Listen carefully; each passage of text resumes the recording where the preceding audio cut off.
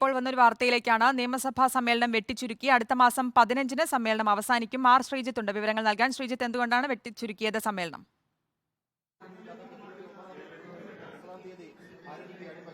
ഇന്ന് ചേർന്ന നിയമസഭയുടെ കാര്യോപദേശ സമിതി യോഗത്തിലാണ് സഭാ സമ്മേളനം വെട്ടിച്ചുരുക്കാനുള്ള തീരുമാനമുണ്ടായത്. സഭയിലെ എല്ലാ പ്രധാന കക്ഷികളുടെയും അംഗങ്ങൾ ഉൾപ്പെടുന്നതാണ് കാര്യോപദേശ സമിതി. ഈ യോഗത്തിലാണ് സമ്മേളനം വെട്ടിച്ചുരുക്കാനുള്ള തീരുമാനമെടുത്തത്. ഫെബ്രുവരി 15-ന് തന്നെ സമ്മേളനം അവസാനിക്കും. നേരത്തെ മാർച്ച് 27 വരെ നിയമസഭയുടെ ബജറ്റ് സമ്മേളനം ചേരാനായിരുന്നു ധാരണ. അതനുസരിച്ചുള്ള കലണ്ടറും നിയമസഭാ സെക്രട്ടേറിയറ്റ് പുറത്തിറക്കിയിരുന്നു. എന്നാൽ സഭാ സമ്മേളനം വെട്ടിച്ചുരുക്കുമ്പോൾ ഫെബ്രുവരി 15-ന് തന്നെ സമ്മേളനം അവസാനിക്കും. ലോക്സഭാ തെരഞ്ഞെടുപ്പും UDFന്റെ ജാഥയും മറ്റും കോൺഗ്രസിന്റെ ജാഥയും മറ്റും പരിഗണിച്ചാണ് ഇത്തരത്തിൽ സഭാ സമ്മേളനം വെട്ടിച്ചുരുക്കുന്നത്. എന്നാൽ ബജറ്റ് തീയതി മാറ്റണമെന്ന് പ്രതിപക്ഷം ആവശ്യപ്പെട്ടിരുന്നു.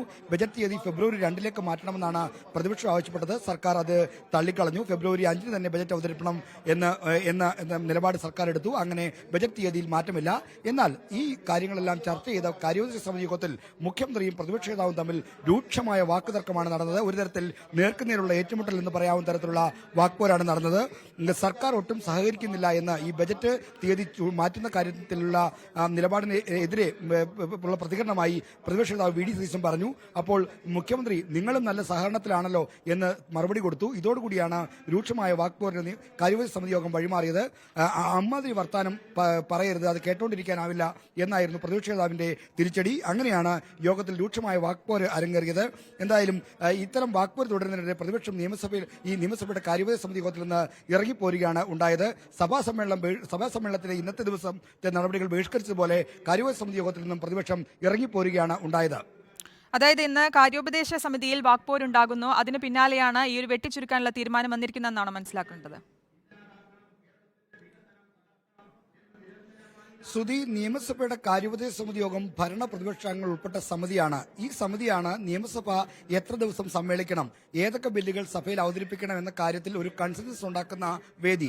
അതിൽ ഭരണപക്ഷത്തിന് ഭൂരിപക്ഷമുള്ള ഒരു സമിതിയാണ് ഈ കാര്യോപദേശ സമിതി. കാരണം ഭരണപക്ഷം ആഗ്രഹിക്കുന്ന തീരുമാനം, സർക്കാർ ആഗ്രഹിക്കുന്ന തീരുമാനങ്ങൾ അവിടെ ഉണ്ടാക്കാൻ കഴിയും.